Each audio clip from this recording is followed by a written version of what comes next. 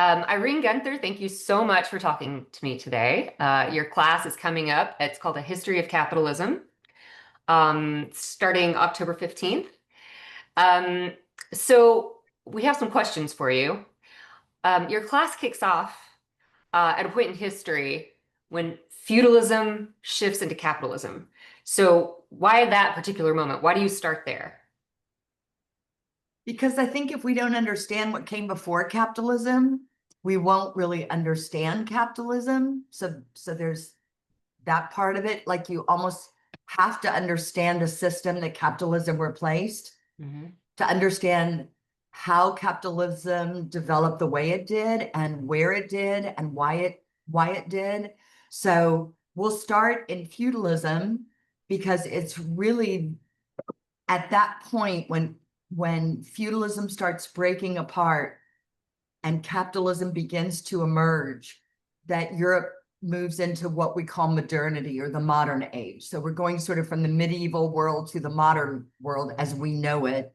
And obviously, that economic system, capitalism, didn't have a specific launch date. It's not like it started Right. one day, for example, and it happened in various places at various times. But what we can say is that capitalism took shape over a couple of centuries, first in Western Europe, especially in England, Mhm. which was like a nothing. It was like, a non-player really back then, but that's really where it started. And then it really revved into motion. So we'll start around the 1500s and then very quickly move forward into, how capitalism took hold and why it took hold and the consequences of it on people's lives and on culture and on politics. Because of course, capitalism is economic and it's political. Yes. Yeah. Yeah. So that's a great segue into the next question. But when you're looking at capitalism through the lens of culture and society instead of numbers and economics, like what differs there? What changes?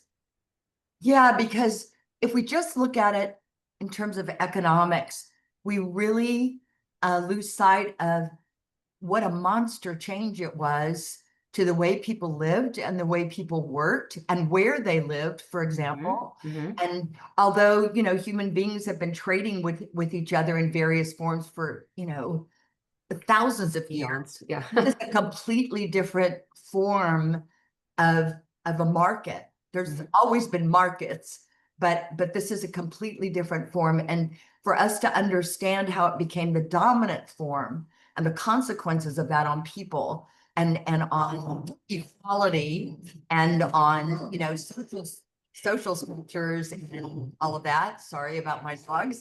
Um, it's to me at least it's just a remarkable window into the ways in which human beings and their societies changed over time. And we're just using capitalism as a window really into that.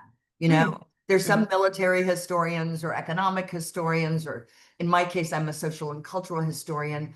And if we use something big like capitalism as a window into those people's lives, we really get a sense of how huge that transformation was from Sure. feudalism to capitalism. Sure. Yeah. Plus, we're trying to understand where we are today. Like, how did we get to this place, Exactly. right? Yeah. Where, Bernie Sanders is railing against the 0.1% that owns as much as the 90%. And he's Hmm. correct. He's correct.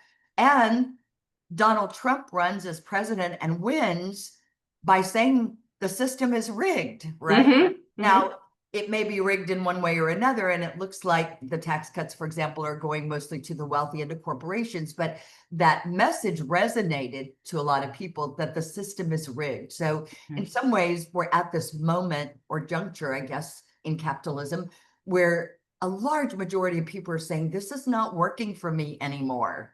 Hmm. And they were saying that hundreds of years ago when it first emerged too, Yeah. because it threw people off the land. It completely changed the way they lived and how they worked and their relations with each other. Yeah. Sure.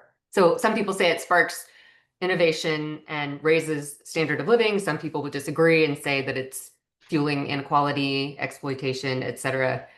So I guess can both sides be right?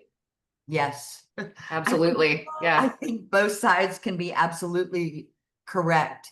It did spark huge amounts of innovation and competition, right? Because capitalism is all about competition. Right. And so that spurs innovation. And in some ways, you could say, oh my gosh, the world really benefited from capitalism. But unbridled capitalism is also incredibly exploitative. Hmm. And I also just briefly want to mention that it has at its core this tension, which is it has to grow. Capitalism doesn't work unless it grows, grows, grows. That's why we're always looking at GDP, for example. Hmm. Hmm. On the other hand, it's very extractive. So the only way capitalism grows is extraction, whether that's of cheap labor or resources, minerals, land, whatever it is. We keep taking, taking, taking to make capitalism grow. And at a certain point, some people say we're there now. We're at a tipping point. It can't continue the way it's continuing. So I hope for a lot of people that it's not, that it's a really relevant course to understand where we are today because Hmm. it resonates with our political fights, our feelings of social inequality, the feeling that, the top 0.1% that showed up at the president's inauguration are like, the lords of the manors way back in 1500. Hmm. In some ways, things haven't changed. In other words, the people with powers are the ones still with money, and vice versa. True. Yeah. Yeah. So if students are going to leave your class with one takeaway, what do you think that should be? I hope, because by the end of the course, I hope if we don't run out of time, that we talk about ways in which people are already trying to do capitalism differently. Hmm. Some of their ideas and what they're doing are incredibly creative and innovative.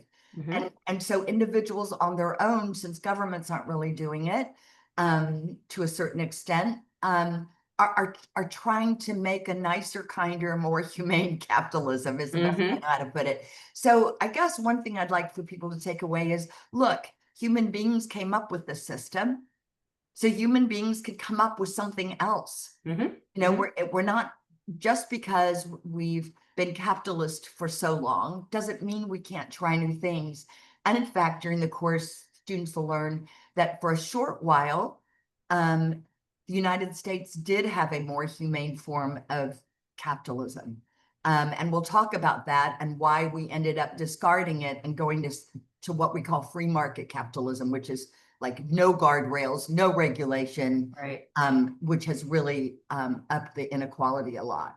Right. Right. So That's I hope great. it's fun, but I also hope it's really informative and that it provokes a discussion and thinking about how we might plot a better future. Oh, I think it's definitely going to spark some discussion. We'll see. We'll see. Thank you so much, Irene. Thanks, Looking Wendy. forward to your class. It's Wednesdays, 4 weeks, October 15th through November 5th from 2 to 4 p.m. Yeah, and I'm really glad to be back since I haven't been there for close Yeah. to a year now. We're So so happy that you're back. Yeah. yeah, thanks for Great. having me. Thank you.